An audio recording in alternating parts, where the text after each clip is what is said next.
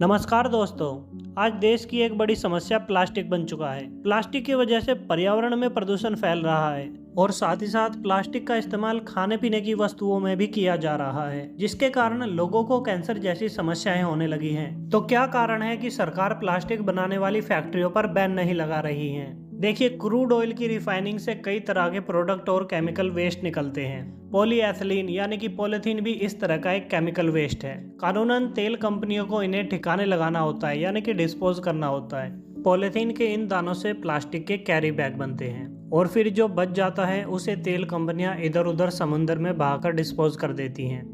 इसे डिस्पोज करने से पैसा वगैरह तो मिलता नहीं है, उल्टा लागत और बढ़ जाती है। तो तेल कंपनियां चाहती हैं कि प्लास्टिक के दाने बिकते रहें। अगर सरकारें कैरी बैग बनाने वाली फैक्ट्रियों को बैन कर देती है तो इन दानों की मांग घटेगी और तेल कंपनियों का घाटा बढ़ता चला जाएगा।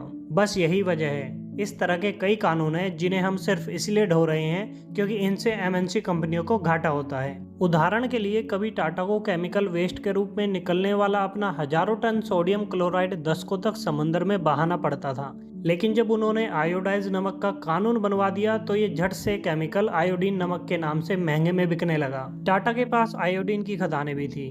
इस कानून के आने से आयोडीन की मांग बढ़ी और टाटा ने इधर से भी मुनाफा बनाया। ये 90 के दशक की बात है। ज्यादातर लोग इस जानकारी से परिचित नहीं होंगे। फिर उन्होंने खुला नमक बेचने पर प्रतिबंध लगा दिया, जिसकी वजह से समुद्री नमक, जो कि मिनरल्स का एक सबसे अच्छा स्रोत है, का कारोबार बंद हो गया। तो इससे नेताओं को कोई दिक्कत नहीं आई, क्योंकि नेता को चुनाव जीतने के लिए पेड मीडिया का सपोर्ट चाहिए। पेड मीडिया इन कंपनियों के कब्जे में है। तेल कंपनियां हथियार बनाने वाली एमएनसी कंपनियों के बाद दूसरे नंबर की सबसे ताकतवर कंपनियां हैं। भारत की सभी राजनीतिक पार्टियों के नेता भी चुनाव जीतने के लिए इन पर बुरी तरीके से निर्भर हैं। वैसे भी भारत के पास तेल निकालने की टेक्नोलॉजी नहीं है, तो इन कंपनियों से टकराव लेने का तो सवाल ही नहीं है। कुछ साल पहले जब मेरे एक जानकार ने बायोप्लास्टिक की मैन्युफैक्चरिंग शुरू करने की कोशिश की थी, तो मुझे इस बारे में जानकारी हुई कि बायोप्लास्टिक के कैरी बैग जो मैंने देखे थे वे पॉलीथीन के कैरी बैग के समान बहुत उपयोगी थे, लेकिन उनकी कीमत 30 से 40% ज्यादा थी। सरकार अगर इंपोर्ट ड्यूटी का स्ट्रक्चर पलट देती है और इसे प्रोत्साहित करने लगे तो इसका उत्पादन कम कीमत में होने लगेगा और पॉलीथीन की एक बड़ी खपत को बाजार से बाहर किया जा सकता है।